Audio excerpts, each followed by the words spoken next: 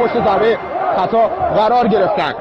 سعید طالبی و میلاد پورمحسن. سعید از رو توپ بلند میشه، میلاد پورمحسن ارسال داخل محوطه، این ضربه دوماس توی دروازه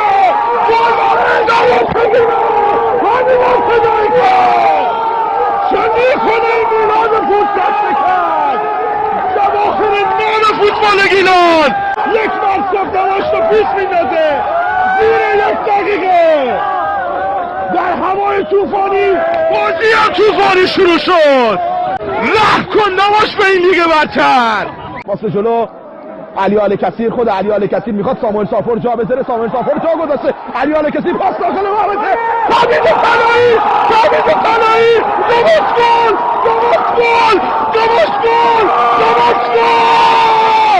این گل سیاوش فرهانی برای دوماس ثمر رسوند. دوماس گل.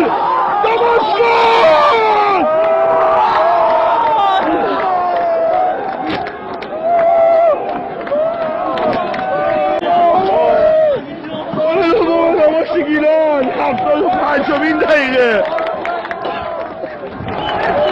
چه قوایی به پاس تو ورزشگاه، جای همه شما خالی هست. گل دوم دوماس گیلان. مرتضی حیدری این گل زده. باور کنید این گل شاهکار سیامک فراهانیه. ماشاءالله سیامک فراهانی.